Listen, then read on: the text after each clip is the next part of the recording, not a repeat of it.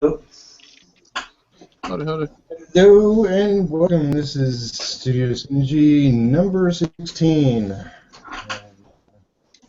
Getting started. Let's just do introductions. There might be more people joining us, but we got Airheads. Jay. Yes. How's it going, man? I'm good. How are you doing?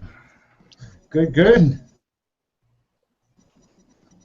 Just give us a brief rundown of who you are and what you do. Jay Ferguson, mostly an airbrush artist. My website.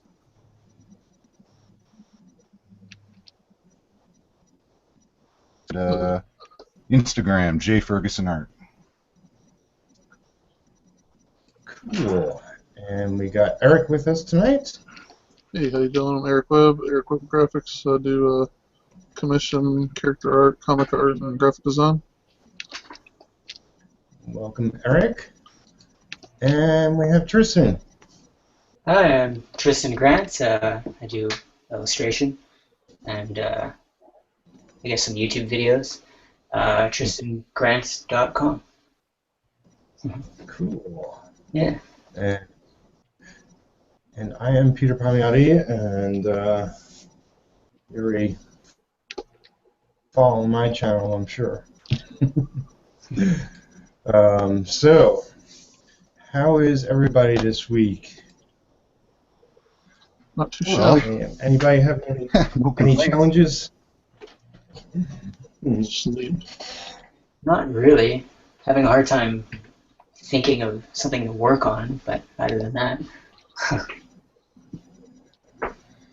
Like an idea for illustration? Or... Yeah. Well, it seems like as soon as I finish one, I just kind of get stuck, and what else should I do after that?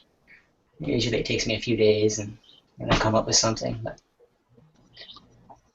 yeah. That's true. Yeah, like it'd be interesting to know what people do for like ideas or motivation or inspiration. Yeah.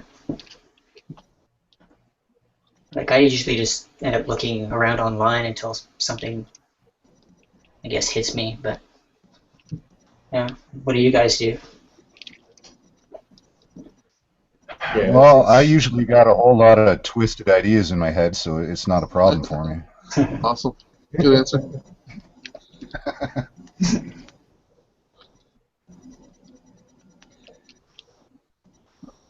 Well, you want to do something new and creative, something that hasn't been done 100 times. Yes. It's kind of hard to do, though, in this day and age, you know? Oh yeah.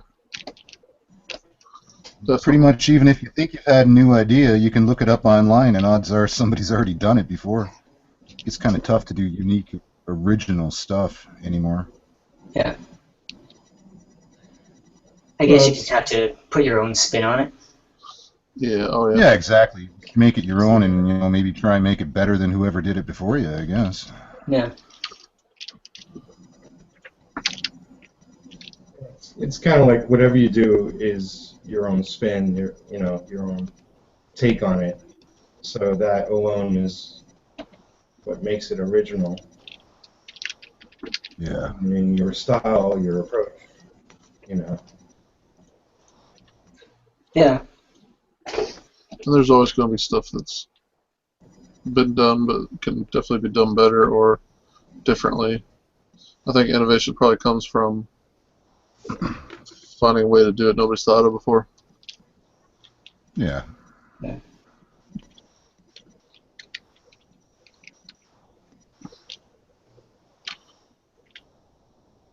I'll tell you one thing that helps with that a lot is, from ideas and just, hey, okay, that gives me an idea of something to draw. For me lately, the biggest thing is surfing around on Facebook and stuff, and like Twitter. Because you get all these art groups and just awesome artists posting stuff all the time.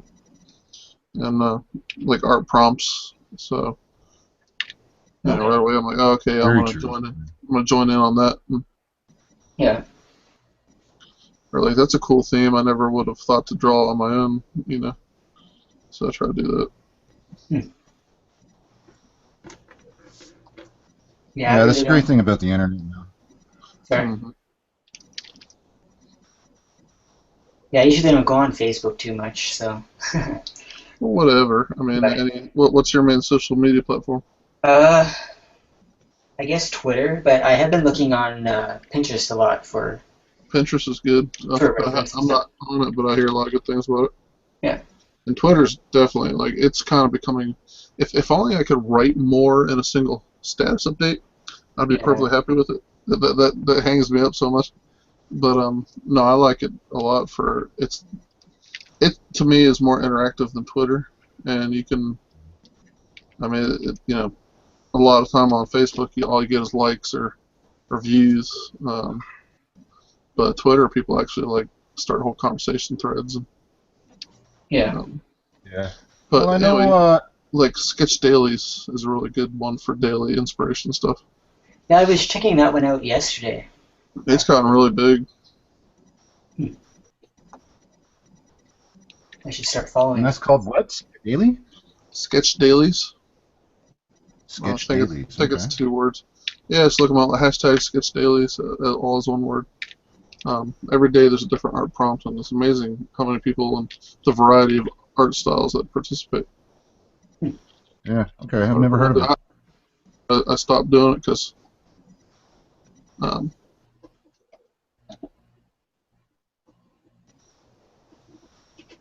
sorry, I think my microphone's having problems. Hmm. Yeah. Okay, I don't know. It was telling me it was muted or something. Anyway, yeah. I mean, it's amazing the styles and the art, and it gives you something every day. So I just couldn't keep up with it, but I need to get back into it.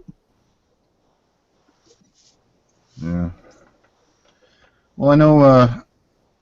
I think it was the Artcasters maybe 2 weeks ago.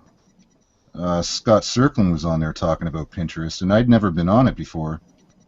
But this week I've been on it actually pretty much every day, and it's a pretty cool site. Yeah, I Yeah. I use it quite a bit. What do you like best about it? Kind of Just interested in checking it out myself. the different range, like, because I had I have a Predator piece that I got to do coming up in the next couple of weeks, and Hmm. like I was just looking for some different reference, so I did a search for Predator on there, and there's a lot of stuff that came up that I'd never seen on Google or Bing or any site before. Well, that's cool. So you use it for reference. Yeah, like that's Really what cool. like Scott was saying. It's a really good reference, and you can actually I signed up for it, and Hmm. anything you see that you like, you can save it into your own personal folder, so you don't even have to print it out or save it onto your hard drive. It's pretty Oh, cool that's like cool. that. That would be cool. Gonna Yeah, have you to look should at that. definitely check it out. Hmm. Yeah, it's basically what I use it for is reference, and like a lot of my YouTube videos, I do sketches in my sketchbook, and I use that to help me, Yeah. I guess, come up with ideas. So I'm kind of answering my first question on my own. Well, that's Using cool though. Pinterest. Yeah, 'Cause that's a good idea. And I don't know. I think old school, like they used to call it a Mord file, where you collect photos and stuff. yeah, I don't know. Like in art school, they said that, and that's definitely good to have. I mean, just pull something out of there if you're ever stumped. That's a good idea. yeah, and you can put things in like different folders or groups in there too. So That'd be nice if it was all online, organized like that. Because I got, I saved like pictures I'd like to do something with sometime, and yeah, they're on my computer, but then I forget about them on there. But it'd be cool to have them on like a website or something. yeah. Plus, if you're not on your Yeah. computer and you need to look at it, you can always get it On, like your phone or whatever. on your phone or yeah. Oh, very cool. Yeah. That's true. Or if your computer crashes, you don't lose everything. There you go. I've had that happen. So Always I fun. think we all. uh, Yeah, the good thing is like you could find a lot of people on there who use it like effectively and have real good boards. That's how like things are broken up, and they like have different artists, different whatever characters, movies, all kinds of things. And you know, if you're looking for something specific like character design, that's, you know, I've seen like amazing boards where everything's sectioned off. You know, like I slap things on there, and it's not really like my categories are like kind of loose and fast. Um, Mhm. but there's people who really use it effectively and spend probably hours and hours setting it up. So you can just like sort of follow their boards, specific boards that you like, and just check on them every once in a while, find new stuff, rather than spending hours yourself setting up boards. Yeah, I have some of my stuff Yeah. on, like of my own work on there, but yeah, mostly I just follow people and use it for reference. Nobody's, I guess, pinned any of my own stuff, but that doesn't really matter. Yeah, it's cool. I'll have to check that out.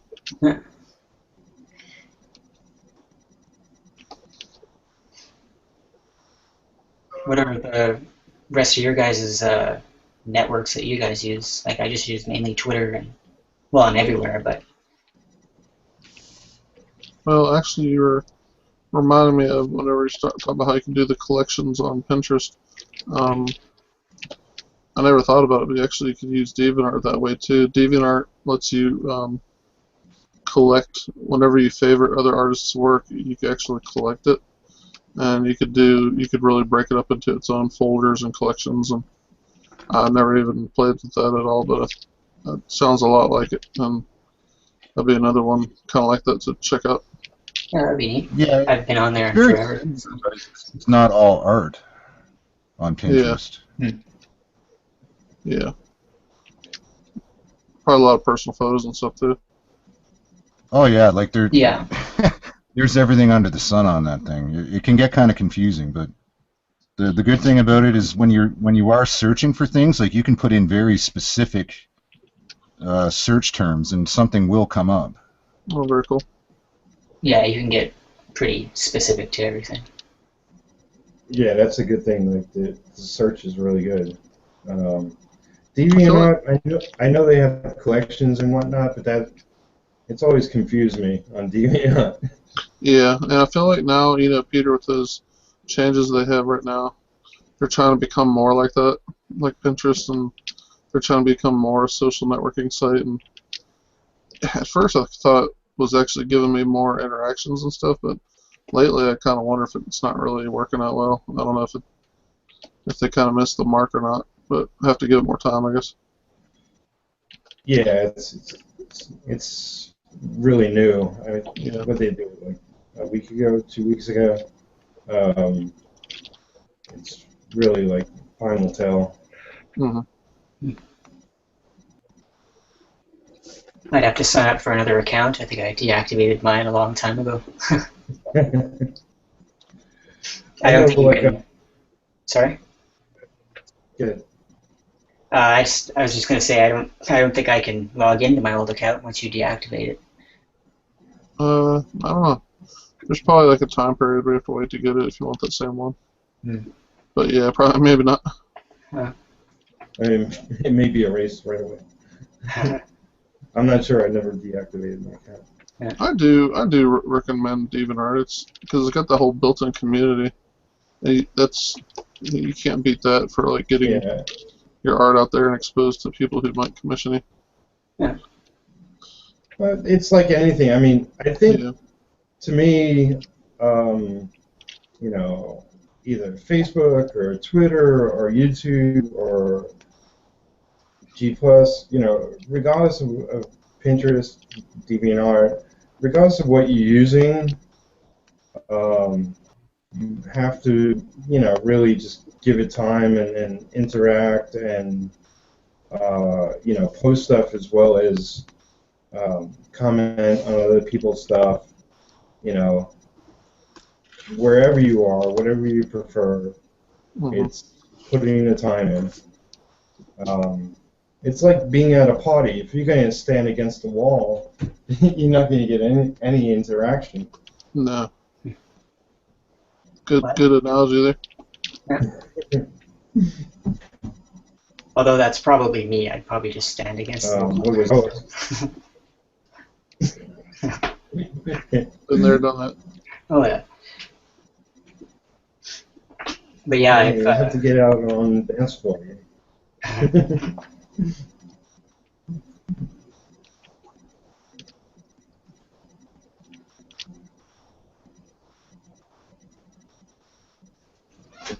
I lost Jay.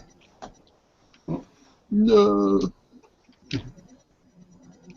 No, he's back. I think we all have crappy internet tonight. Seems like everybody's having problems. I know. I had problems with the Hangouts last week, so Mhm. it I seems just to be got kicked out and came back in. Okay. Welcome back. Yeah, I don't know if G Plus is going through changes or making changes Yeah. or anything, but I had problems last week. Well, I think they're doing a few design changes, but other than that, I'm not sure. Because they're updating all the Android stuff, so. It'd be nice if they made it Hangouts a little easier to get into and operate. Yeah. Because I know other people had problems getting into the Hangouts last week. So Yeah. gotta grin and bear with it. Hopefully it'll be improved. Mm-hmm. So I was going to mention before, I don't know if anybody uses iTunes, but iTunes did like a almost complete overhaul recently, and it's completely, well, I mean, it's different but the same. It's much different Do you like it looking better? and set up. Initially I hated it because it was, Yeah. a redesign in many ways, but I think at the moment I like it, except that I can't delete stuff right away. I gotta wait a week. Oh, weird. Why do you have I'm to really wait? careful about, like, if I watch something, I'll watch it and then I don't want to see it again, and you have to wait a week until it disappears. But or maybe it's a day. I don't even know. Whatever. But it's not right away, so It's I driving you like nuts. things. Yeah, but it seems nice. That's cool. Yeah, I gotta get back to doing my podcast. I haven't done that in a long time, but I've been catching up on other people's.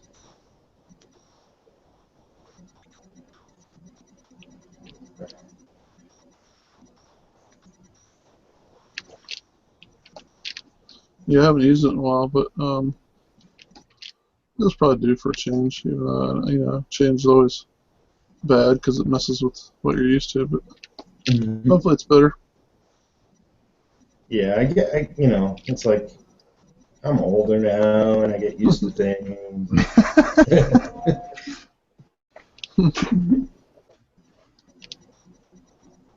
It's like, don't change it, keep it the way it is. I don't care if it's imperfect, Yeah,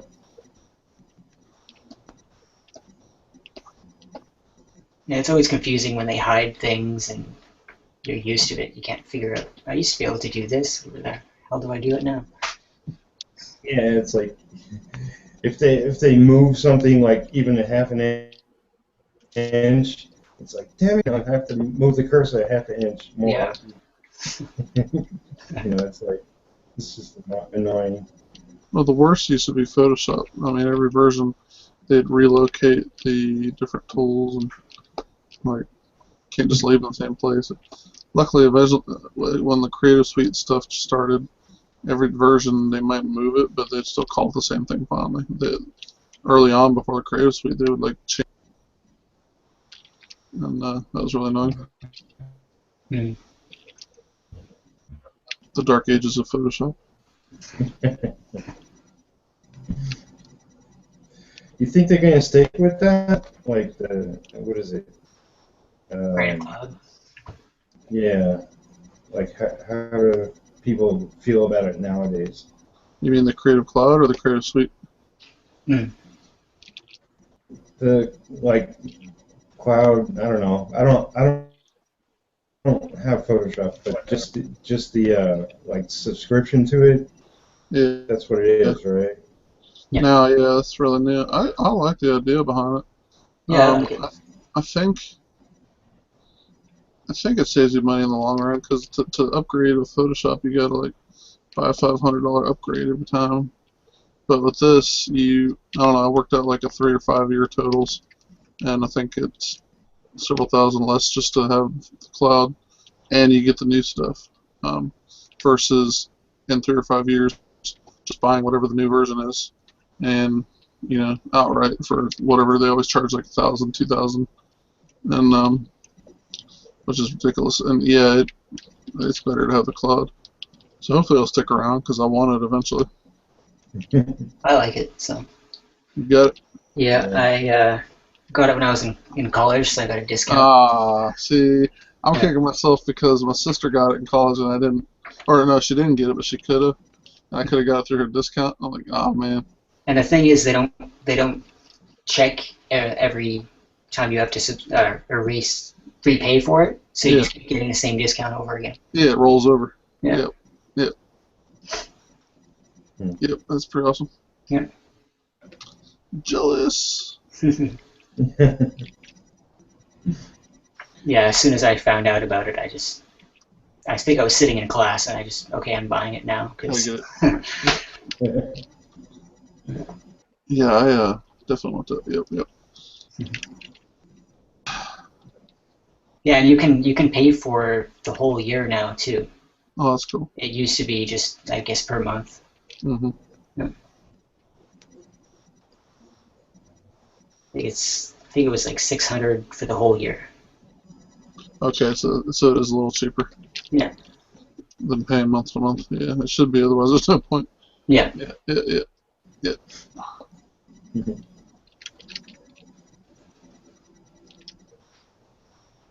Yeah, well, Manga Studio is the only program I've ever bought, and What's that? Manga Studio. Oh, okay. Yeah, you like it? I've been meaning to try it out actually. Yeah. And I bought the physical copy, which it's like I have the disc, but other than that, the box is really just empty. It's kind of bizarre. I mean, I'm used to like back in the day buying like video games that come with a manual and artwork and everything. Yeah. And it was just like I open a little box up and it's like, oh, there's the disc and that's it.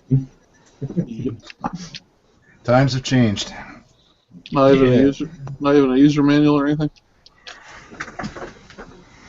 No, it's all like online PDF and whatnot.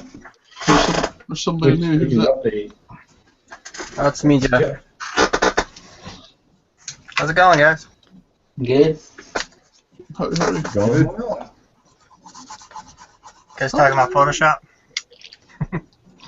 Now we're talking about you behind your back. Now he knows. Oh, man. Oh man, I'm supposed to tell him. So what are you doing, Jeff? With like you mentioned getting to 100 of your art casts and not doing them, or are you going to continue but not as frequent, or? I don't know. I probably am gonna just keep doing them. I don't know. I think I was just kind of talking out loud. I made another video, but it Right. hasn't went up about it. But I don't know. I was thinking maybe about like slowing down, but now I kind of think I might just keep going full speed. Faster, You know faster. what I mean? Well, as long as you don't stop. Well, Yeah, I mean, I look at it, and that's like, that's your business, and if you're going to stop that, then that's going to affect the rest of your business structure. Yeah, I don't know. I'm not sure about that. Because, I did sell cards online for years before ever getting on YouTube. I always had like one YouTube video. So I don't know that like my business depends on my videos and what I do other than, you know, put up auctions and sell auctions and things like that. So There's one way to find out.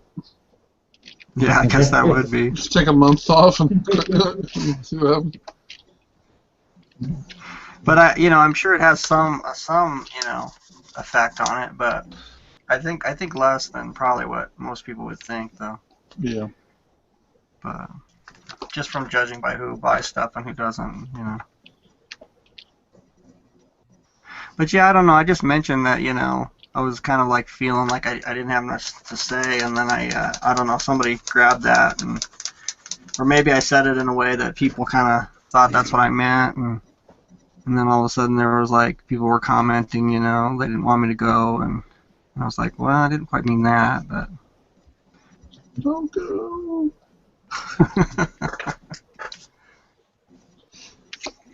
But I guess that You know, shows how much people care about the videos and how much they like them. So. Well, that's good. Yeah.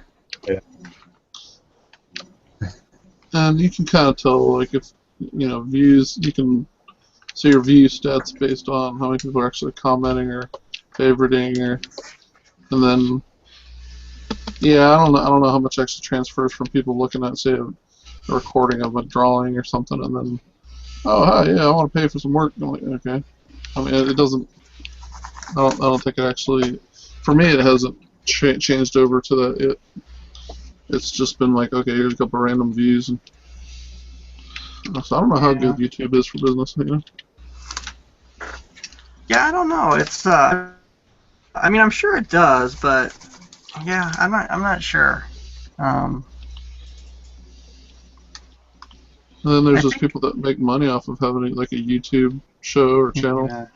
I don't know how they do that, but I think that I thought that it would maybe a little bit more, but I'm not complaining. Just whatever I get, I'm happy with,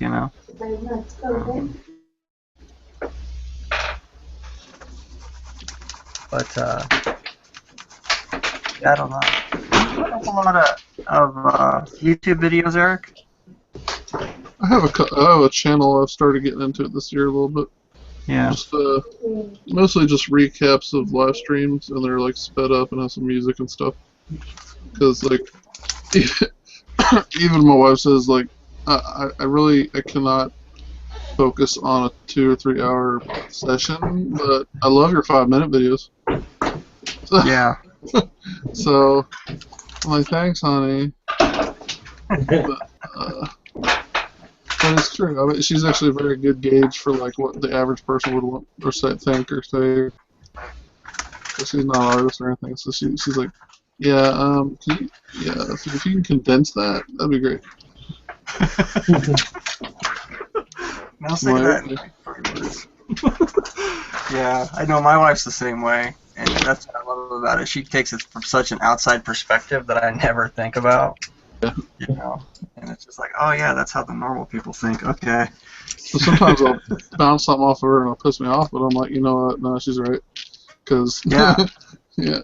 That's how I am too. Like when I come up with some crazy idea and she doesn't like it, I'm like, God dang it. But later I start thinking about it, I'm like, well, yeah, It's valuable because we'll think an idea is great. We're like, oh yeah, people are gonna get this, they're gonna love it, and then she's like, I don't get it. I'm like, oh okay, well maybe the average person won't get it, like. Yeah. Yep. Good old wives. Yeah. But also in our current culture with how short attention spans we have, you almost have to post I don't know. You almost have to speed it up a little bit before you post it. I mean, for Well, me that anyway. yeah. Sorry.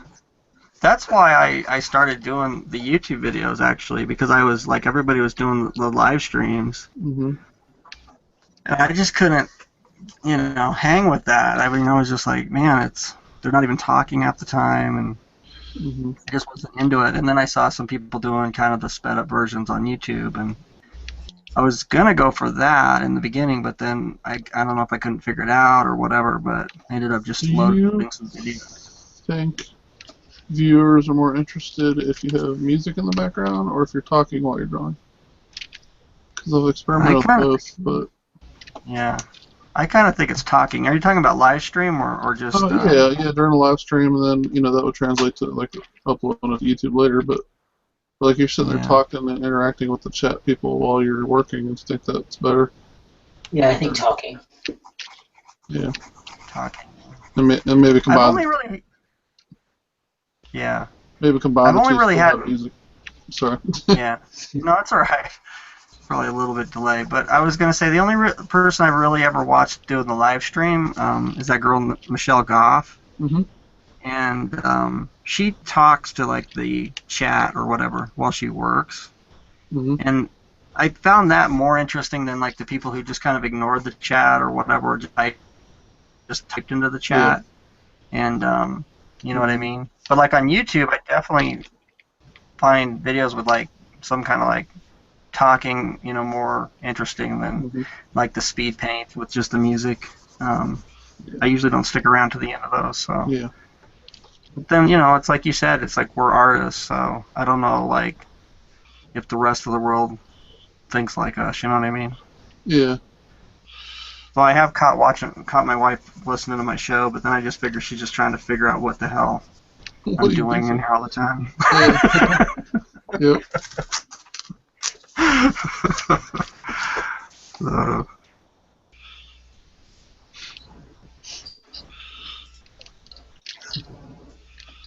I checked out your stream though the other day. Actually, this is another thing. See, I don't want to talk about the stuff I talk about in my videos, but I'll just since you're here, Eric.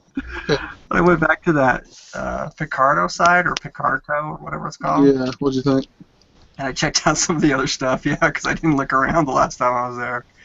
I'm like, holy smokes, man! There's some pretty interesting art happening there. Interesting. Well put. Well put. Yeah, they pretty much let you go free reign, I guess. whatever everybody's into. But what kind of blew me And away is that I went around and looked at a lot of those guys, and it's like a lot of them have like this one guy I clicked on. I went to his Patreon, and it's like his Patreon was like $1,100 a month. I was like, holy shit. Was he drawing like hentai or nude girls or something? It was I was Yeah, just that's looking at why like those ones. they do good, yeah.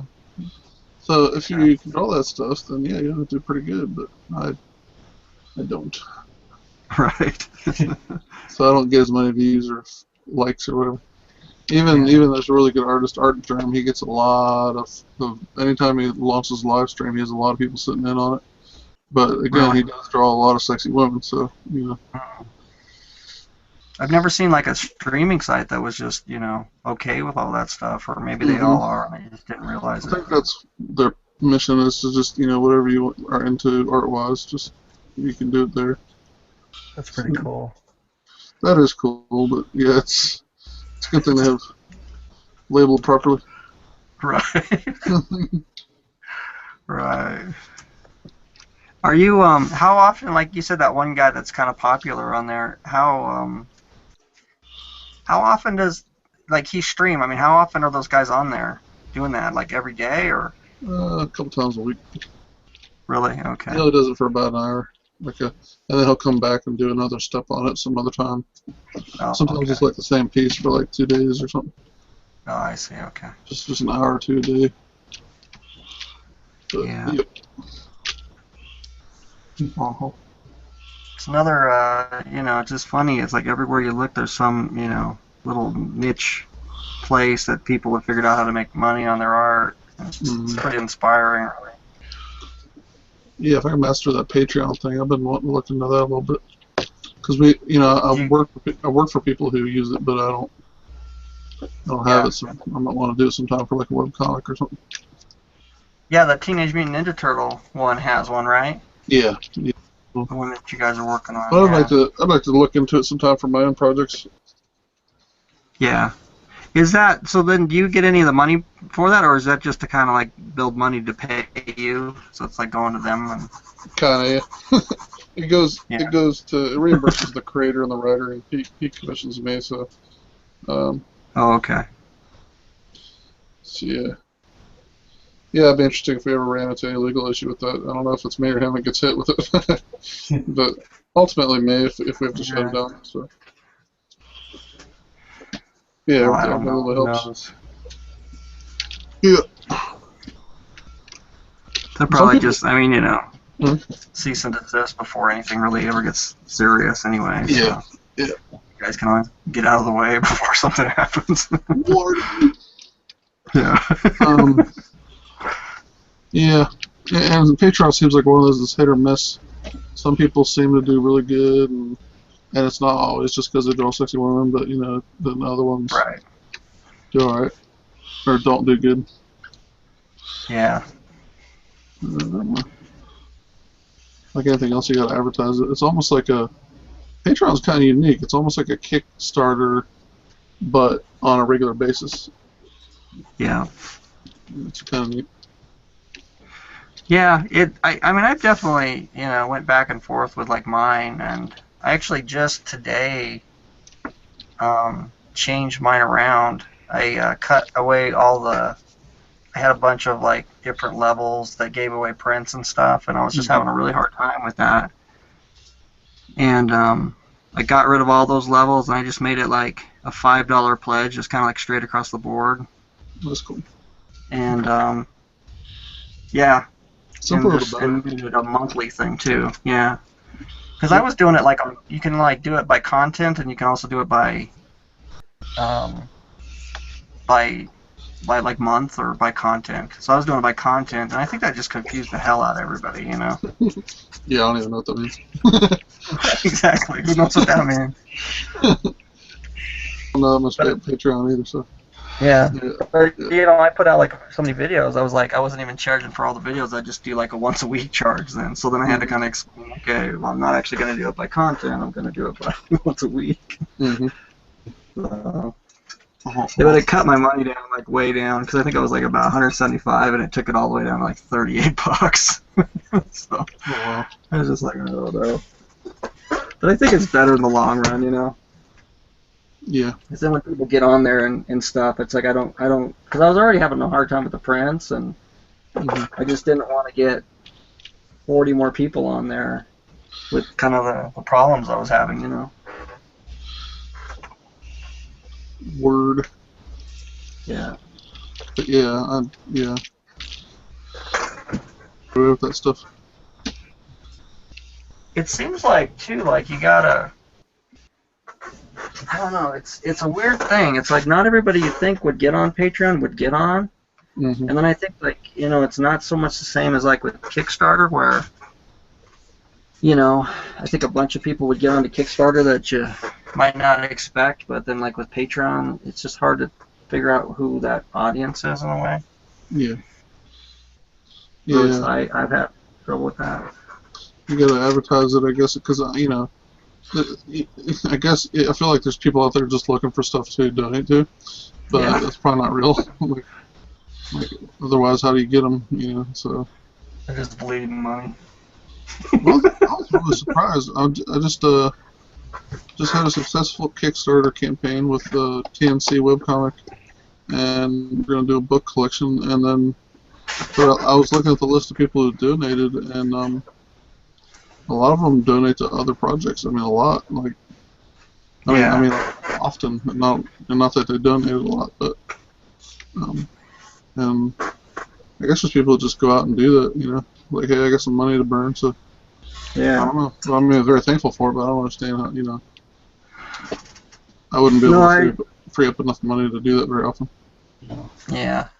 Yeah, if I had more money, I might do something like that, but yeah. Mm-hmm. But I think you're right. When I ran my Kickstarter, I noticed that too. Like there were some people, like once they pledged, you could kind of look at what else they pledged at, and there was like some that they'd be like 70 things or something, and you wouldn't know them from anywhere either. So.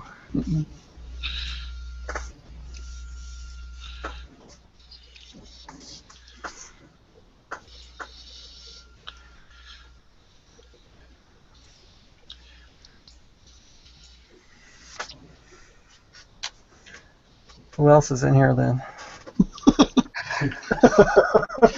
I was like, so. Crickets. Tristan? Yeah. Is that? Oh, okay. Yeah. You're the watercolor guy on YouTube, I think? Yep. Yeah. That's cool. Well, it's nice to meet you. Yeah, I've been commenting on your videos for a while. But Yeah. I've been on here on the chat once or last time, but it crashed. So. Oh, you were on the last show when it crashed? Only for a few minutes, and then I had to go, and then I tried to get back on, and it was gone. Yeah, it happens. Yeah. Yeah, Peter seems to be having a problem getting back on. Oh. Oh no! Is Peter gone again? It's happening again. Oh my God! It's It happening. says we're live this time though. Wait, what's happening? This is a regular thing?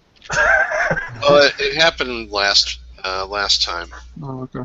and yeah, it's just like something's going on with the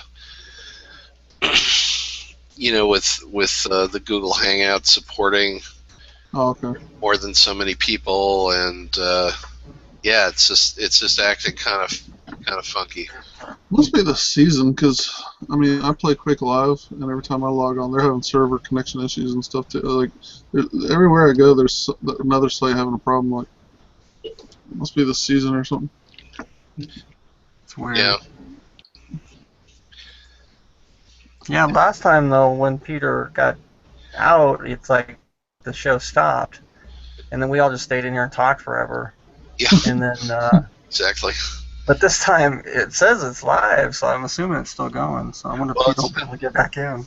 Yeah, I'm sure. Oh yeah, no, I came in late actually, so it was there. It's just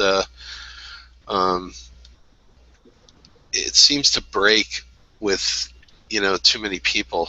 Mm-hmm. Like Last week- when it goes more than like 4 or 5 people, it starts to break. Yeah. Here we were worried that nobody's coming up. Should have worried that too many people come up. Yeah, they may be trying to get in. Don't let them. That's exactly the gatekeepers.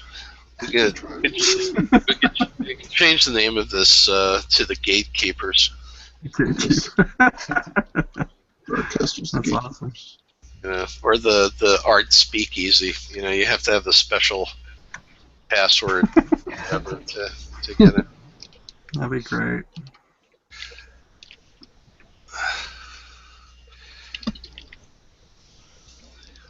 Well, Yeah, I like that pumpkin you're doing there. Yeah, That's Pretty right. awesome. Thank you. oh, we got 2 pumpkins going. Oh, do we? Well, I'm Yeah, I guess. Oh, yeah, you're right. You can actually see his pumpkin. Yeah. Yeah, that's- yeah. Yeah, it's looking good. I was trying to look at that a little while ago. That's cool style. It's almost Scotty Young, a little bit, like, I don't know, little aesthetic quality to it. But, Yeah. Scotty Young. I don't know his work really. Oh, okay. But he's good. It reminds me of his style, but very similar. It's very cool. Thanks. When I was looking at your comic last week after we got off, I was thinking like it had like a lot of the stuff I like or I don't know if they're influences or not, but I was thinking like Sienkiewicz a little bit. Oh yeah, sure. Yeah. What's that?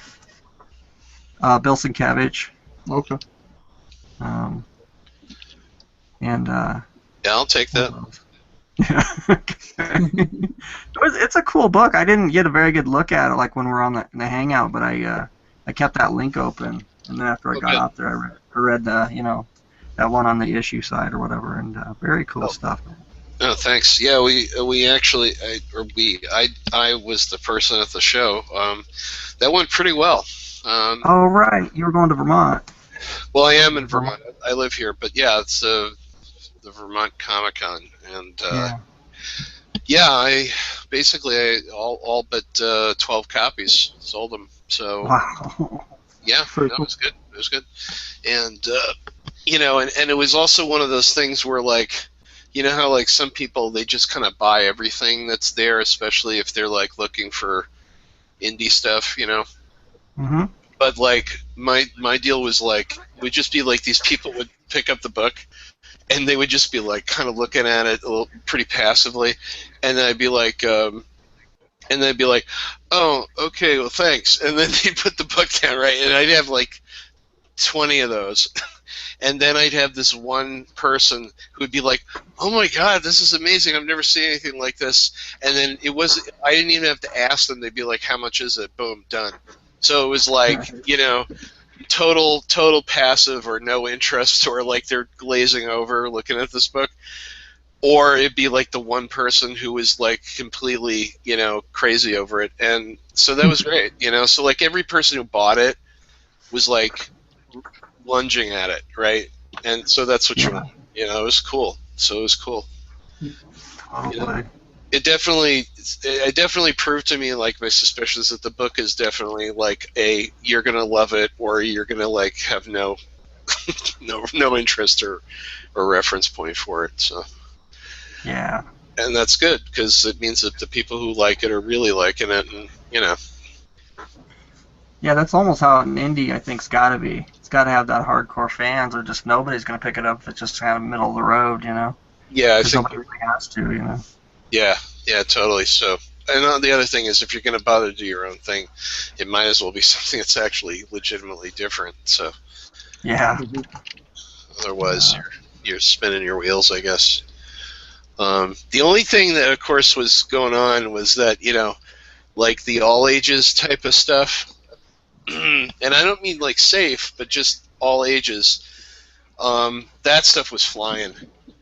Oh, really? And I had like complete like like all ages envy when I was sitting there at my table because like I'm the guy who actually has the book that has to be labeled on the sign on my table 17-year-olds for violence and nudity, right? And almost every other indie creator was like, yeah, this is an all ages book. You keep hearing it popping off like all over around you, all ages, all ages, all ages, and then it's like, and then the lady with her kid would walk by and then and they look at the little 17-year-older and they look like all, gas faced and like walk past your table, You're the bad one. I was the bad person, Yeah. because I had violence and nudity, I know. I love that like was, when the mom kind of like just takes the kid's head and just sort of turns his face to the next table.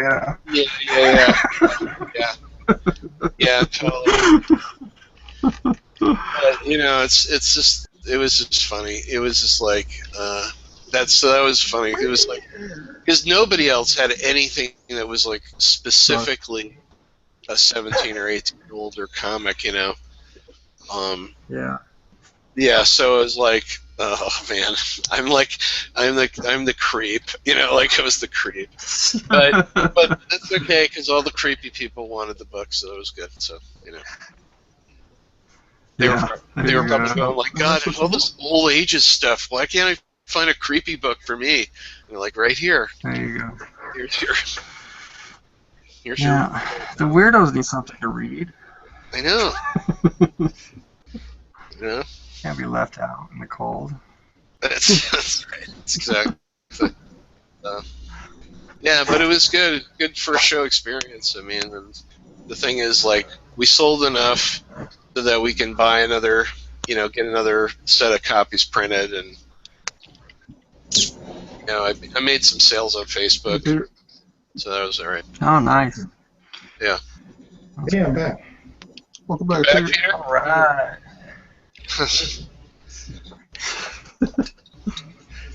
It's not good to get kicked off of your own hangout. I don't know what it is, but I used, like, I sent the link to people. I used that link, and that got me back in, rather than installing it from the web page. Yeah. So Hopefully it'll actually record. it's recording. Oh, it is. Good. It's all still going. Yeah, it ended last time because I rebooted my computer thinking that would help, or I didn't know what the problem was. Oh, I see. So As soon as you severed the connection to Google, then it kind of So snapped. as long as my browser's still on and it's still being, it's still broadcasting. Oh, I see. Well, that's good. Yeah. Yeah, that is.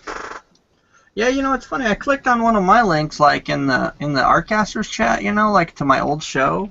I was looking for the show to kind of like, I just wanted to go to the YouTube video, you know what I mean? So I clicked that link I posted, and it took me right to the page, like where you go back into the Hangout, you know what I mean? I wonder if, like, after you end a show, if you can, like, can you restart it some way, like, through there? No, I think pretty much it's over. Yeah. Sorry. Well, I didn't go on because I didn't want to mess anything up, but It's just that's kind of a weird it's screen just to like go a to. dead telephone line. Yeah. You click on it, it's not going to really get you back where you were. Just pop back in there and everybody's still sitting there. Yeah.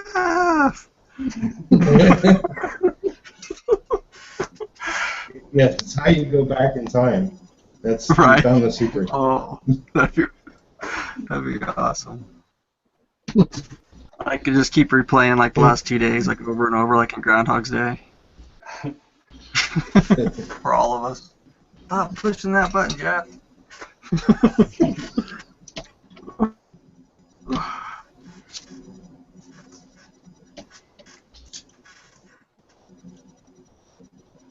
Oh, I was what you guys were talking about before. I was going to say something like Lisa doesn't watch my videos. You're talking about your wife watching nothing. The only video she really watched was the one where my cat was all over me, basically. She was like, "Yeah, I watched that one and I really liked it." I was like, "Okay, thanks." And that's when you go hungry, you realize not every video has a cat in it. I'm like, oh, that would be more boring. Yeah. She just liked the cat.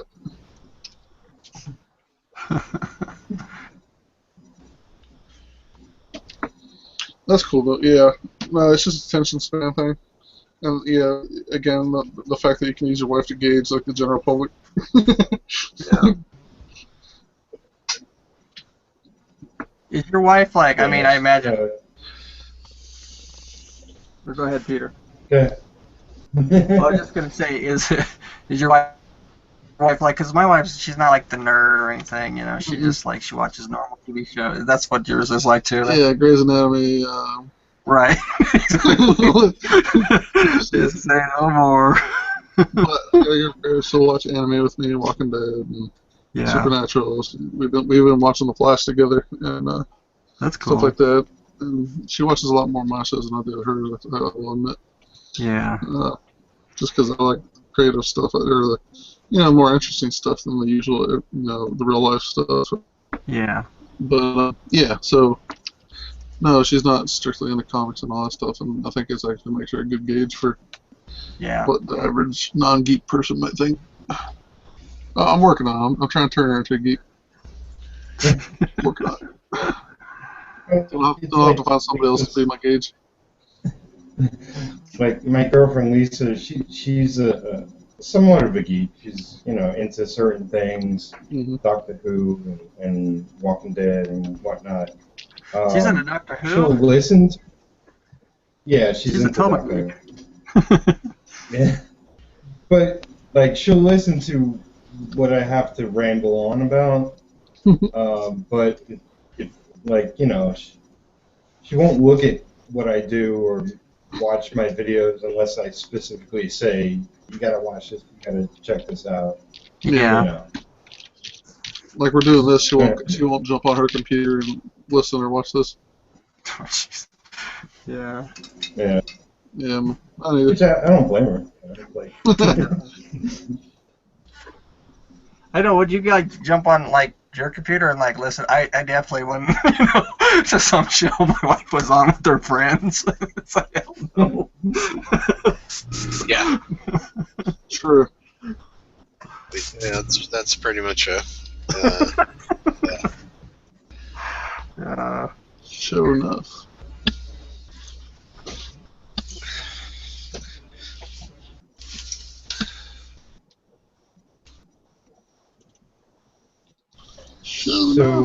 so I was watching some of the video while I was kicked out.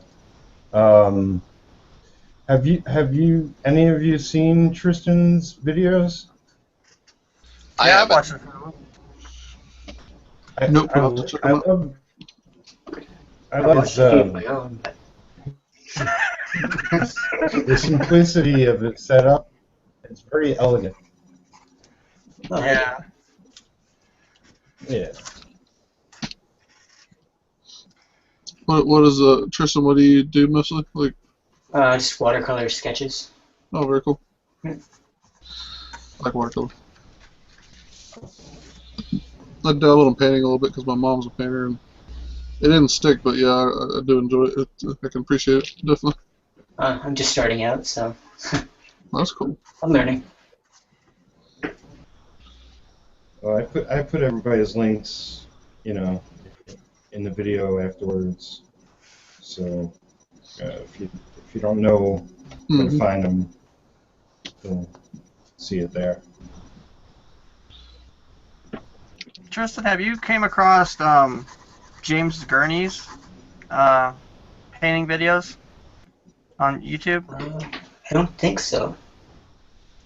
Do you know who he is? He's like the Dinotopia. He did that book. No. Yeah, I had that book.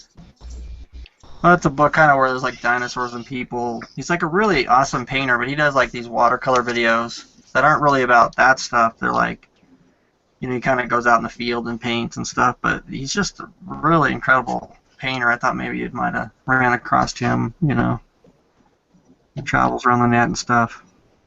I like the guy Steve Mitchell, I think it is. Yeah, Yeah, I've watched some of his. Yeah. his are really awesome too. Yeah. His videos.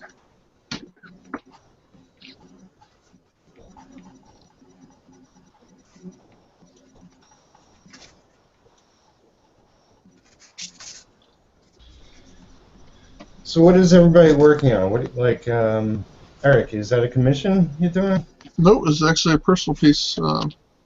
Just doing something fun for Halloween. It's a character of mine. It's the mascot for my business, but around Halloween he turns all evil and he's summoning the dark creative arts, all that stuff. So we've got That's this. So we've got this demon summoning circle, but it's got each item, instead of like a spell symbol, it's actually like a monitor, a nib, a brush. In the middle will be like my logo, and then a mouse in the background. Over here's I forget what that's supposed to be, but then this is an eraser, this is a pen. So yeah, just all stuff I use. Something fun. Cool. And then he's got this modified Wacom stylus he's absorbing all the energy into, so you can cause some evil art mischief or something. Just getting kind of wild with it. Gonna turn that Wacom into a Cintiq. Yes. The evil Cintiq. Cintiq, whatever you say.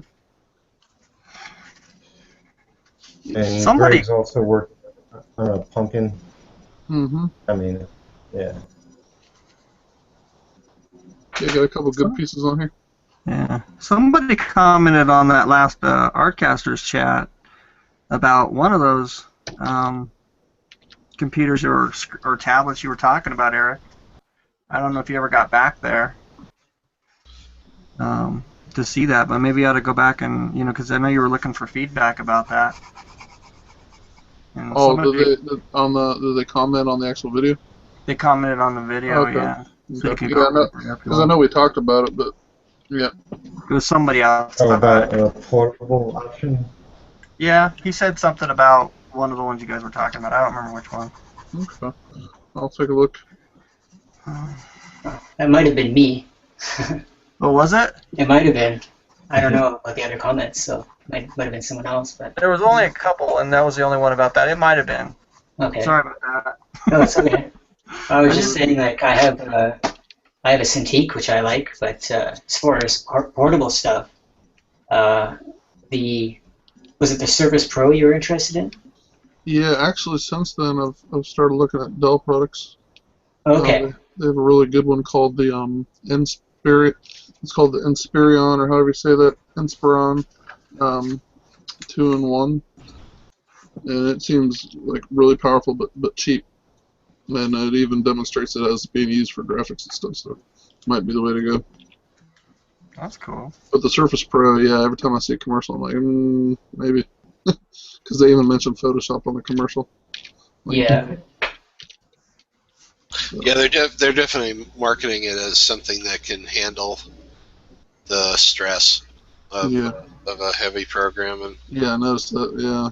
that's kind of, it is actually a good benchmark, because usually, if it's true, if it can handle Photoshop, it can probably handle a lot. Mm-hmm. Exactly. Is that one? How much does that one cost? I don't know, probably $1,000. God. I just feel like I can find something on par with the Cintiq Companion, but cheaper. Like, I don't 2,048 levels. Anyway, but yeah, But I know Wacom's the best, but Is Wacom better than like a Cintiq? well, that's Wacom Cintiq. Oh, Wake okay. up, that's the manufacturer. I don't. Yes, yes, it is better. I know what pencils to use. It is far superior. What is? The Wacom over the Cintiq. I'm just kidding. Yeah, I was like, wait a minute. What? Oh no, I read it on the interweb. But Tristan or anybody, or Greg or anybody use something else for graphics besides like a desktop computer? I draw everything by hand. I used to have like an old Intuos 2. That's what I got right now. Tablet. Yeah, I sold all that stuff a long time ago. I never got anything new. My policy is if it still works, keep using it. It works fine. Well, it's really just about it's about that, and but there's obvious reasons in terms of workflow and stuff. I can understand why a lot of like heavy lifting creators use the Cintiqs, because obviously having direct contact with the surface is always probably best. I'm sure. As if it was paper. Yeah, because they have to, and plus because they have to work so fast. Mm-hmm. I mean, obviously, that's cuts some that increases speed, I'm sure. Probably, yeah. But it's a lot of dough. It's a lot of dough. So it is. It's like 2,500 or something, isn't it? The new big badass one is, I think the original big one was like $2,100. Yeah.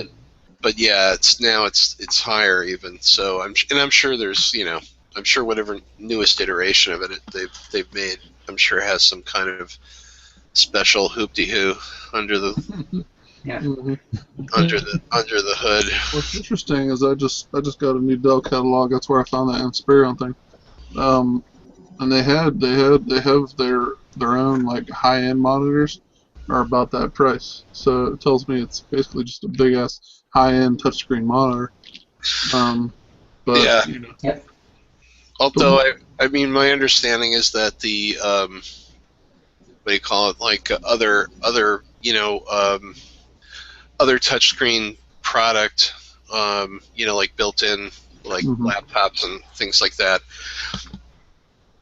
doesn't have the resolution and the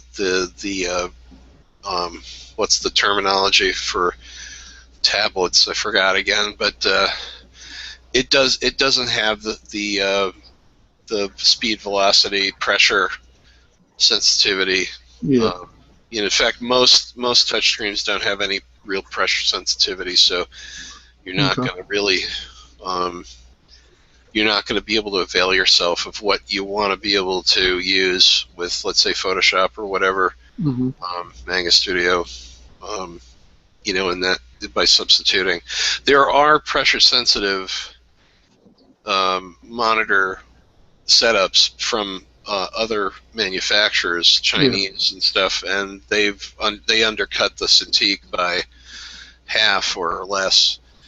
And there's been some reviews, some good reviews on. If you do a search for alternative Cintiq review, you'll see like all Mhm. kinds of products that have come out in the last 3 years that at least the reviewers claim that they're getting really good results with, and are obviously totally undercutting Wacom's products.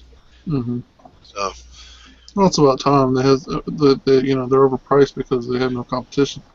So yeah, maybe now that'll help a little bit. Yeah, I'm familiar with the Chinese products that you mentioned. I forget the name. It's like Kamikaze or something. But there's a um, number of them. Yeah, yeah, yeah. So I no, think I think mhm. the other thing with Wacom is that they have very very strident manufacturing. Stipulations on their products, Mhm. and there's the stuff that they're not willing to have third rate, and I think that's part of the thing. So Um, this might be a better product all around. that's the thing that my understanding is that a lot of the expense difference is manufacture. Okay. It's quality of electronics and I'm sure the labor too. But yeah, I mean, but the thing is, like, is the cheaper thing gonna burn out like a cheap light bulb? I don't think that anybody's really complained about that. So it's probably just, and also remember they don't have the same um, they don't have the same programming. The way the Wacom has its own proprietary pressure sensitivity, velocity, and Mhm. motion read algorithm Sure. software. So So it'll be completely different, probably. well, or rather maybe inferior software possibly. Mhm. I But know with which the, I'm sure Wacom would claim that, right? I know Because with the Wacom, you can't even treat it like a normal computer. You can't run Windows and stuff. It seems like it's mostly Android based, isn't it? well, Cintiq is just a monitor. It's just a Okay. tool. Yeah, yeah. It's just an I/O tool. It's I instead of guess I was talking about the companion. I the guess what's that? The what? the companion, that new tablet's supposed to be a mobile Syntec, basically. There's Oh yeah, that's right. That's the one where it's actually got, like, you can load software onto it. But it's still mobile. Like I think it's still just a tablet. It's not. It's not Oh like an okay. actual OS. Oh Like a oh okay. So it's the small one, the one you can hold in your yeah, hand. Oh yeah yeah. yeah. That's just simply a light small equivalent. That's all Yeah. it is. well, Yeah. there's two versions. There's the companion, which is like a full Windows computer, and then there's the companion hybrid, which is an Android tablet. Okay. Yeah, I think you're right. I Oh think that's what I was oh looking at. Yeah. wow So there's two different versions. Okay. wow Yeah. wow. Okay. Yeah, but I think whenever you get something that's on a Windows platform, you can actually buy anything with a touchscreen that's on a Windows platform. Apparently, you can buy something called. I've been researching this like crazy. Yeah. Something called a WinTab driver, and it creates the pressure sensitivity or something. But I I don't see. know. Huh. Wow. I don't know anything about that. But yeah, It's always good to stand corrected, because that was my Yeah. understanding, but that was like from 2 years ago information. So obviously, was it's it? a lot. Oh shoot, I'm Yeah. still trying to figure it all out. Yeah. I could be completely wrong. So So Um, like, if you I had wish I like could just a I wish I could just get one and try one without having to buy it. That's what pisses me off. if like you like that thing you were talking about from Dell, then so like if you bought that Dell computer with the touch screen, then you could like upload something to that Dell that would give you like the pressure sensitivity on the Yeah, screen. there's something called a WinTab driver. You know, because my wife has like that name that you said, that Intuos or whatever. I'm pretty sure that's what is on my wife's computer, because she has actually a pretty nice one. It's like a laptop, That's cool. and it does have the touch screen. You can touch it and move stuff around. Mhm. But you know, I tell you, it's not much of a screen though. To tell you the truth, like I mean, I wouldn't want to go after that thing with like a pencil or something. I mean, maybe it is made for that, but it You mean seems like the like durability? you know, Yeah. I don't know. I can see it wearing down over time, but Yeah, I don't know, but yeah. you So know, that's yeah. I'm I have in that, the middle of like all that trying to. tablet, and that thing's like a lot tougher. But Yeah. I don't know. I don't know much about this I'm stuff kind either. of hunting around blind in the dark, like I Yeah, try to figure out what's the best option and stuff. Because I don't want to. I'm off for Wacom, but I don't want to pay that much. I don't feel like I need that much. I just want something where I can work out of the studio, out of my main studio here. yeah. On the traveling or just wherever.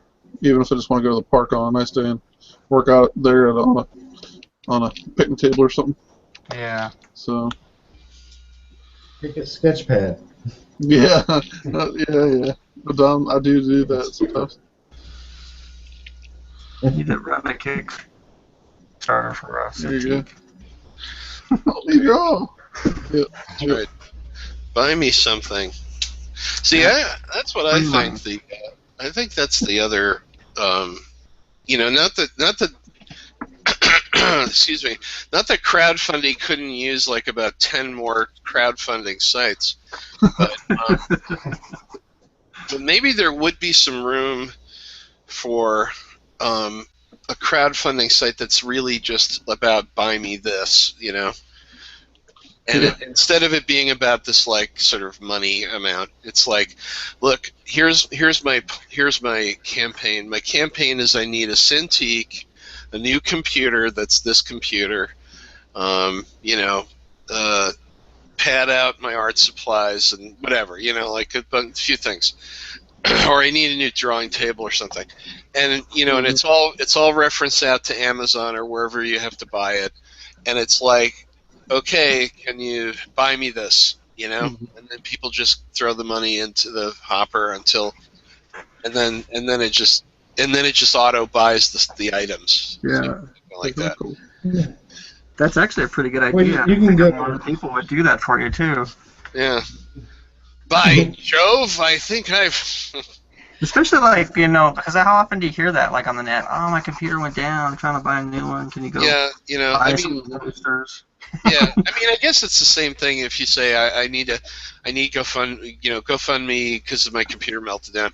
But I wondered if there's certain people who maybe are averse to just throwing money into a hopper, but if they were like, oh, I'm buying him a computer, then it somehow would jog their willingness to open their wallet. But apparently there's a lot of people throwing money into crowdfunding, so I might be completely wrong, but everybody's a philanthropist. Apparently, I have to tell you, like when you guys were talking about Patreon, I wandered around Patreon and I was like, who's getting like $1,000 a month? Like I was like, who? Like you? Yeah. Like, I'm like, holy shit, man, that's wild. Studying for a while, see what they're doing. Yeah, I was like, oh wow. Yeah. It was sort of very encouraging, but at the same time, it was like, but who knows? Like maybe you have to be there first. Like it's gonna is Patreon gonna go dead in like another year because like there'll just be so many people on there. I do wonder that. I haven't done it yet, but I've thought about it. That was one of the reasons I jumped on so early, because I thought that maybe that like, because like Yeah. I remember going to the site like the first time I heard about it. Yeah. There was hardly anybody there, and then it was like a few days later I heard about it again, on a Facebook link or something. And I went, and there was like 300 webcomics on there already, and I was just like, oh yeah, this thing's gonna like blow up. And then of course it didn't really blow up for me, but. If you have to wonder with that many on there, how many really get seen or pass by. Oh yeah, I'm sure there's a lot more than 300 now on there.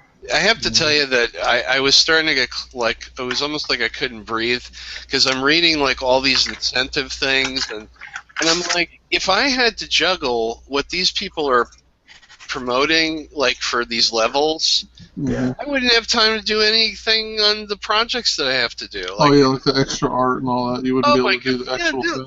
no, there's no way, not even possible.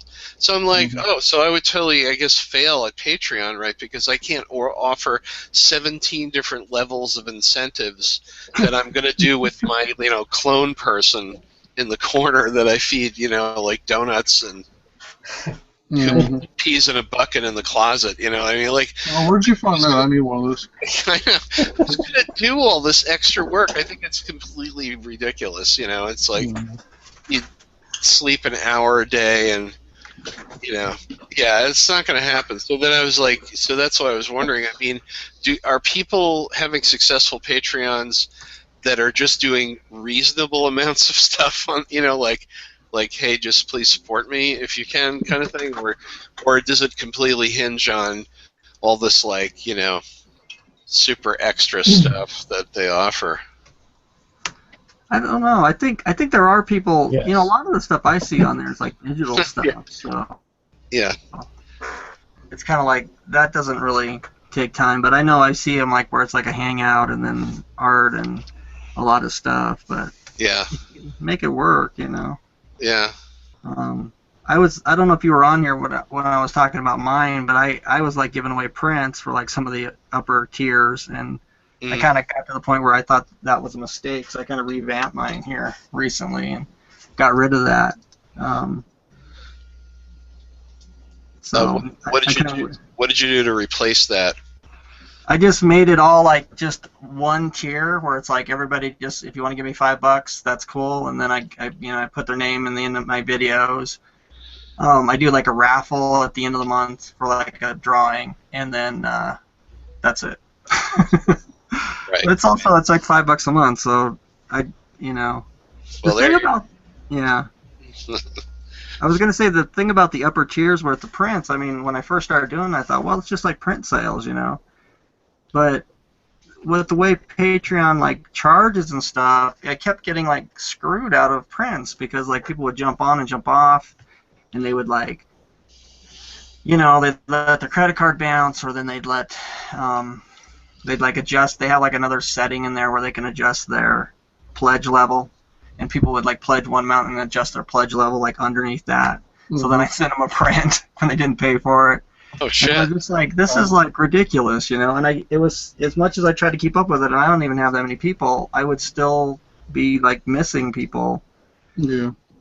At the end of the month, and so finally I was just like, I can't do this print thing with these guys anymore. It's just not working. And I also put on there like, well, it's for a certain size, and everybody would want like a poster size one, and so. Obviously, they can't read on Patreon.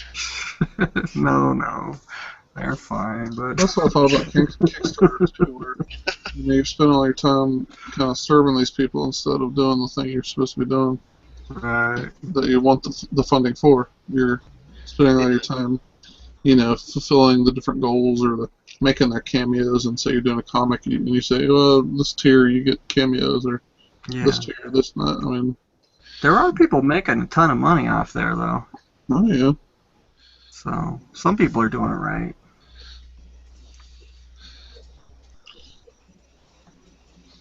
But I imagine it it can be seems like, exhausting.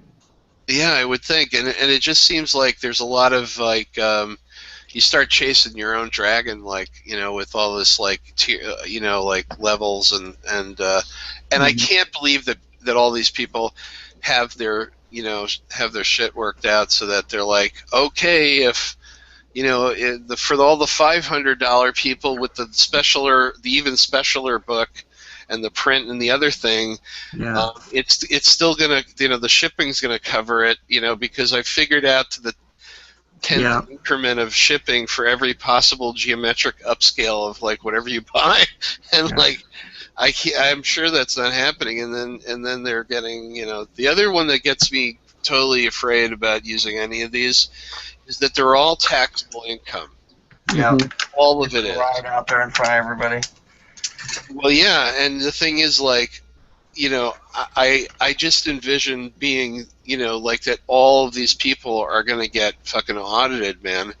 And, like that would just be murderous if you're struggling and you didn't do all your tax stuff right. And, that just, and then I start to shrink, Especially like if you just are only getting like, if you're going for a book for like $2,000 or something like that, and then it's like not a ton of money, and so you just get enough to like for your book, and you go, oh, I'll save the 30% for taxes, and then your income goes up a couple $1,000, and it's just like, oh, that could be bad, especially if you're like close to that number, the tax bracket number that pushes you over. That's what I was thinking. Yeah. And the thing is, like, what if you're hyper successful and it's like, well, we're only asking for $30K, but like you end up with like $130K or something. Let's say like it just happens to go that in your favor. Well, you got to pay taxes on $130,000 out of that money, and you hope. I mean, there'll be the money. I mean, you can pay it out of what you get, but. What if that digs into incentive stuff, or what if that, it's like, I'm sorry, you gave me $500 to get this cool thing, but because the taxes I had to pay on the money, now you ain't gonna get it. Here's your regular book. Hope you don't mind me sending it media mail, like. Well, there's like, I mean, do you ever hear about that guy on Kickstarter that burned all his books? Oh, sure. Yeah, of course. Yeah. I mean, but the thing about some situation like that is that it's pretty clear that the guy, either has mental illness or had sufficient stress that he had a breakdown. One or the other. There's definitely no question that he has, either temporary or long-term situation that sort of negates some of the responsibility, at least in terms of, or not responsibility, but definitely accounts for the extremity of behavior.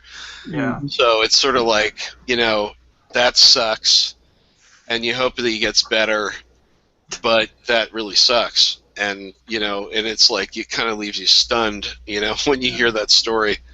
But yeah, the stuff that's come out from his friends and people that have tried to sort of attempt to save the situation, it just seems really clear that he was, kind of suffering from some problems. So yeah, once I kind of looked into it, I found that too. But it's like I could totally see, I'm not burning the books, but absolutely, getting a fucking shitload of books sitting in your living room, and you ain't got enough money to ship those motherfuckers. You know what I mean? Especially if like half your orders are like over the seas or something, and you're making. Well, the good thing, at McDonald's every week or something. Oh yeah, no, it's crazy. Well, I heard that there was this other thing that came up somewhere, a crowdfunding thing for like shipping for Kickstarter, so that you could sort of like beg people for money to pay for the shipping on something that went awry. But the cool thing is just today Kickstarter rolled out their completely readjusted shipping tools or whatever. So like when you make these different tiers and items and stuff, it has all these pull down menus so you can adjust it for domestic, overseas shipping, or you can do things like like a certain level it doesn't have shipping overseas. Like you can actually like massage all the different things that you offer. And they just did it today or yesterday, so I guess that's gonna possibly, help a lot of people. Yeah, that's good. That's a good idea. The only thing is that it's not retroactive. You can't go in and like, I guess, redo stuff. So Yeah. So it's like wah wah, you know. Yeah. But for all future Kickstarters. Yeah. And I mean, I don't know. I understand it because I ship a lot of stuff all the time, and I don't ship nothing like what these guys get in their Kickstarters, and it's just like the minuscule amount of shipping I do is like overwhelming. Oh yeah, I it's can't good, even right? imagine, having to ship out 1,000 books or something. You just be like, Can you imagine doing a sketch like a sketch page on each book? Yeah, where your hand is like a numb dead fish after you get done. Like, Some of them seems like it's all they do for like 2 or 3 months straight. Yeah. Or more. yeah. Although, can you do? Is there? Kickstarters per year? You know, Yeah, if you're going to do a Kickstarter, it's going to take up a lot of your time. yeah, yeah. And you got, That's right. You spend all your time fulfilling the orders and the special giveaways and the sketches and all that. You don't actually get to spend as much time on the book as you like. Yeah. Because for us, like we did the funding, and then it's to pay me to design the book and get it printed. So Yeah. it's like after it's done, I got a shitload of work to do. But luckily, we did it with pre-existing prints, and he can handle those, and I don't have to like draw something for every single person who backed the project. Thank God. good. Thank God. So yeah. Yeah. But there's been people who do it that way. I did another Kickstarter a year or two ago. On Grounded graphic novel, did really well. But a certain tier, whoever contributed, I had to draw their caricatures into the I had to draw their likenesses into the backgrounds, or as main characters as like, what's going on? They taking pictures? Cha-ching. Yeah. Peter open caption smile. But okay, cool. You can take pictures. Evidence on us or something, I guess. Like, what the devil is that? What's going on? He's pirating it. He's Sorry, gonna use it. That's right. I know I should have put a DRM lock on my. Yeah. He's gonna start selling our artwork on handbags in the Philippines or That's something. right. At a whopping 72 DPI.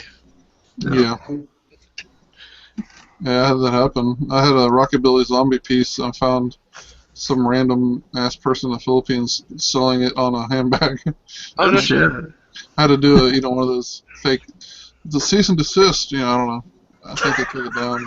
But, or I will sue you, even though I have no idea how to get in contact with you, or just to scare him, let him know I knew about it. I don't. It seemed to help. I don't know. That's what he's gonna do. That was Mike Jones from the Philippines. Nothing against the Philippines, everybody. Nothing against the Philippines. Well, it's just far enough away so that people can try to do whatever they want to do. Yep. It is nice though to hear that like when you're like, oh well, I'm good enough to steal. Yeah. It's weird. Yeah. Right? It's a nice compliment. So that's good. It's a strange compliment. Yeah. Yeah, really? Was he making any money? Could maybe get in on that. Okay, man, cut me in. I'll give you some more designs. There is a little bit of precedent for that kind of like carrot and the stick kind of thing. It's like in countries where legally it'd just be too difficult to try to prosecute. You just put the fear of God in them, and then you say, but here's the alternative. I'll license it to you, and you got to send me money. And so let's avoid legal problems and just at least offer to try to do it straight up. Mm-hmm. But the good thing is that if it is in the Philippines and you have some cash, you could like pay off, like find out the IP address of the guy, find out where he lives, and then pay off like the local cop to like beat his brains in. If he doesn't stop, you could be just like, hey, Officer Sangrayan, Sayang. You must need money. I'll give you, I'll give you $100 if you break his kneecaps, and here's the PayPal, go Zoom, I mean, like, that's the thing. It's like, it is a two-way street, with all this technology. I'll pay you to go third world on his ass. Exactly, and, I'm sure there's a lot of corruption, and I'm sure you could probably get that out of a local, a local Sweet app or something. Think about it. Yes. IP address corrupt cop equals Beat and a down. little bit and a little cash. Woohoo! I've heard that actually has happened. Like, people have done things like that. I'm sure. I know I'm sure. American. I have money. You want money? Go beat the person. Get that guy to stop, bootlegging my shit and kick him Some in. like poor little kid trying to keep himself out of a sweat camp or something. Well, that's the thing too, right? Like, you have to wonder, like, how much money is he actually taking out of your mouth, or out of your, how much is he really breaking your rice bowl? I sent like one cease and desist letter, and I don't really care. I like whatever. Yeah. Because I think they were selling for like 50. I don't know. It wasn't very much. Mm-hmm. So what, did he have, like, a website of products or something? Or? Yeah, it was just all handbags and different artist designs. So he just basically kind of like goes on DeviantArt and has a big spree and then puts the stuff on the handbags. I guess it must. And I hear about a lot of that happening on Etsy. Oh, yeah. Right. Etsy. Sure. Etsy. Etsy. Yeah. Yeah. But yeah, apparently it happens on there sometimes. Thieves. Well, there was a news thing about a artist on Etsy had found her paintings being sold at Walmart, like as framed works at Walmart. Whoa! So somebody was.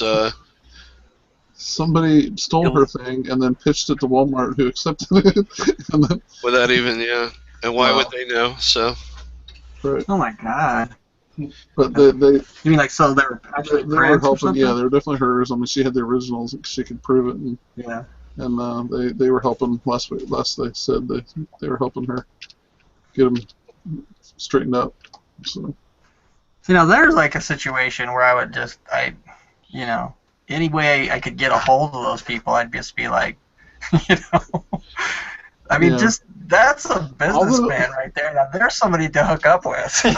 Oh, yeah, totally. And I was thinking, all I'd really want to do is talk to him and be like, hey, can I get a cut-in on that? Because you already got my work marketed with Walmart. That's what I thought, and Walmart?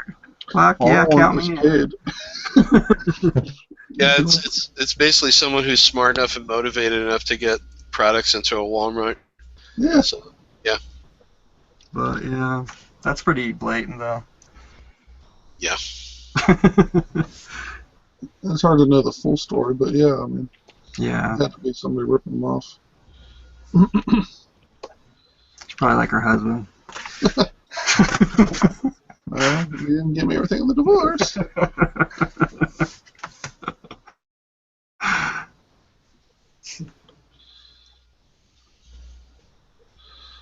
It's crazy. Yeah. So how many Kickstarters? It sounds like you've had a few, like, at least been associated with a few there, Eric. I've been associated with 3. 2 have gone through. 1 didn't go anywhere. But I don't know that he did it right. Did it wrong. I don't know. However the right way is to do it, I don't think he did it. But for every 2 that go through, you're going to have 1 that doesn't. Right. How do they work that with you? I mean, do they contact you first, and then they kind of set it up, and then they go, okay, I usually kind of work. I usually work with them beforehand, like, and then it's something they want to do later, or there's somebody I already kind of have a relationship with it, and have done stuff for, and they're like, hey, I'm doing this thing, to do the art for it. Yeah. That's pretty neat. Yep. And if it gets picked up, then I'm committed to the art for the whole thing. Yeah. Or unless it's one thing where I'm just contributing a couple pieces to a bigger project that some other artist is manning. So. I haven't done that yet though. Yeah. Yeah, it's been interesting.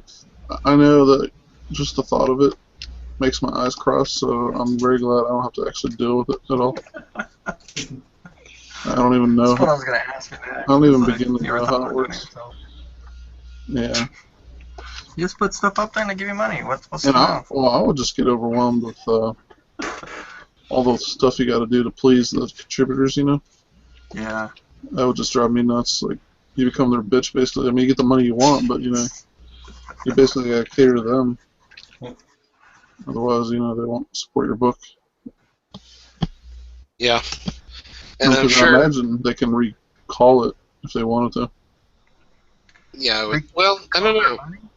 I don't know if that's true. Actually, I think once they've committed, they've signed a EULA Okay. contract, and that's it. As long as you fulfill your side of it. Yeah, exactly. Yeah, I believe that's right. I think it's almost like even if you don't, I think it's like maybe they've changed it lately, but I'm pretty sure it's like, it's like you're taking a chance on this person to like, fund his dream or whatever. So if like he fucks up and doesn't do it, you're like out. Yeah. I'm pretty sure that's how it is. I know they'd be up. Some of those people would have been up in arms and complaining if they didn't get the 2 or 3 cameos. And one tier was they had a character they designed, like their own version of a superhero, themselves as a superhero. So they had to have their likeness, but also show them as a superhero, and had to be in one of the backgrounds or scenes. And it wasn't in there prominent enough, and they complained. And so yeah, I mean, you gotta please them, because I imagine they could probably report Kickstarter and stuff, if they really got disgruntled and want their money back. And yeah, it sounds like too much painful. I'm sure it's pretty safe for them too if they wanted. Yeah, I'm sure they could raise a lot of hell. That's for sure. Hound you to your grave. Where's my cameo? Yeah, I wonder how many people have now become spoiled by all of this sort of, this kind of stuff. Like, I wonder if somebody had a simple Kickstarter, would they like kind of pass it over because there wasn't enough, funky incentives built into it, Oh yeah. Sorry about that. I think I just froze up a little bit. My internet is winning.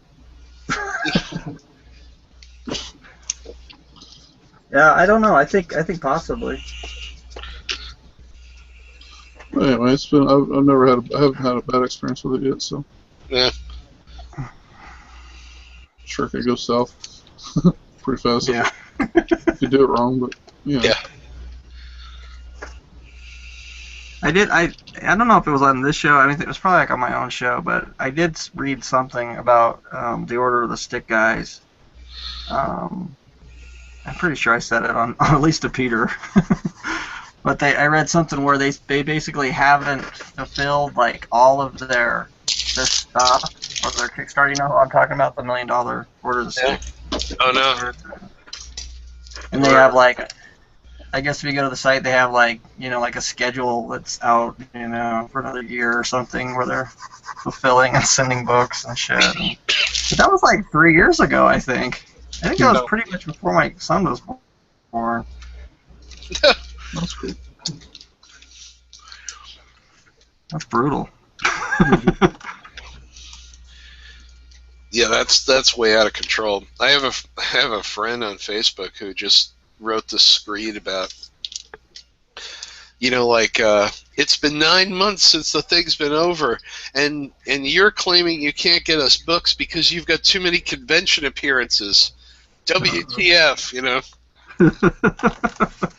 Yeah, because you can't just do that. I mean, you have other stuff you got to do. But like, if you've actually like committed people's finances for something, You have to do it pretty much. you're committed to fulfill those orders in a timely manner. I mean, Yeah. it's pretty much unethical behavior to like be making people wait and wait and wait for a book. Yeah, take all your orders and then take forever to get them to people, and then go on vacation, and then come back. Yeah, and oh wait, I've got these things over here, man. It's like, no, man, you've got this over here. Mm-hmm. But I'm sure that happens. Oh, it's got Often. a lot. Yeah, no, I'm sure it does. But you know where you don't hear about this stuff at all is like the people who do Kickstarters for like sort of engineering product-based stuff. Like it either happens or it doesn't. Like those people, it just seems like it's a culture of like there's no like messy weird failure. It's like comic people, you know. Yeah. Yeah. It's like, okay, it does or it doesn't, move on. Yeah. Yeah. Like I had to go to conventions and I had to tie my shoes and I'm sorry and yeah. And you're like I should have invested in the, Fusion shaver instead of the stupid comic book because I'm never gonna see it. Needs another I shaver. wonder, like, what the Needs another comic book. if you can skip all that, and everybody worries about paying for buying the amount of books and all that, or if it's just a better idea to maybe do something like Indie Planet or something, put your book out there, and then though they aren't necessarily the highest easy to find, you can market it like crazy instead of worrying about the Kickstarter. And it's print on demand, so there's no upfront cost really. Yeah, their only problem, from my understanding, is that Kablam's like overloaded with orders, and there's no way to communicate with them. They don't have a phone number. You can't like talk to anybody. It's whether or not they answer their email customer service thing. Oh, okay, that's kind of weird. Did you go through Kablam though? I thought that's what you were telling me you did with your book. No, I used a company called RA Comics Direct in California. Oh, okay. They're a subsidiary. They're a small comics digital printing division of a very, very big international printing company called Robinson Anderson, and these guys are like highly efficient corporate international client printers doing everything from web to offset to digital. And they're you can talk. I can talk to the guy in charge of the whole thing anytime I want. Mm-hmm. Yeah. That's why I've been trying to throw people over there because their quality. The books actually looked as good as offset, and I got them in 3 days. Wow. Priority mail, and it wasn't like a big deal. And I talked to the guy who's in charge of it, and he's also he's one of the owners of the company. So it's like I'm actually talking to the guy who owns the company and is in charge of doing the print runs. And no problem. And then I hear like a lot of these other outfits, they're slow. Mm-hmm. Or you can't contact them, and I'm like, I'm not going to give money to people I can't get on the phone. Are you kidding me? That's insane. I've never heard of such a thing with a printer. But so I would never deviate from them unless it was like if we were able to get the funding to do a proper offset press, version. Yeah. I definitely would consider going with Print Ninja because I got samples and prices, and it's crazy how cheap they are. They're getting all their stuff printed in China like the way Image does, and they got great prices. So That's cool. Yeah, and their whole like sampler thing is like it's like a produced box with all this items in it. They give you paper samples, color samples. They give you a bunch of books, hardcover, softcover, all that stuff. So this big heavy thing comes in the mail, and it's just like everything you need is in there. All the information is in there. Samples are in there. Very cool. Yeah. Print Ninja. Print Ninja. Yeah. I'll have to check that out. Or is it? Yeah, it was it was Print Ninja or Comics. Yeah, it was Print Ninja. Okay. Yeah, I think Jeremy was talking about that in here one day. But that's like something where you got to have some cash.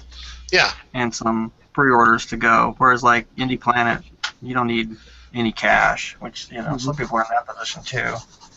Yeah, the only thing is like if it's going to get hung up, if you're going to get hung to dry because it's a bad convention, bust or something like that. I mean, I've just heard of people waiting 6 weeks and not getting a book.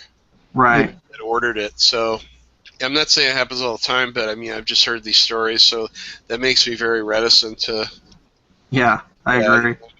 Yeah. And I did have one book printed through Kablam, and it was like that. It was like, I don't remember, you could fill out all the forms and stuff, and then it was like a month and a half or something before the book showed up. I was like, what? You know? Yeah, and the thing is, like, no notification, and then again, this whole thing about they don't have a phone number. Yeah. Like, Yeah. if you're taking my whatever hundreds of dollars, I know people that got stuff printed with them. Like, you're taking this money from me, you got a phone number, because you're going to be online for that for in case something doesn't work out. That's not a professional environment by any comparison. So I just don't. Well, I agree, but if you got like no money and you want to try to like make some money, well, I didn't have any money. You know what I mean? Yeah, no, but if you got like a print run from Print Ninja or something, you need $1,000 or something, right? Yeah, but with the other thing, the thing that I used this time, I was I did 50 copies for, well, with the shipping, like $225. Yeah, so I guess that's comparable to Kablam then. So you're right there.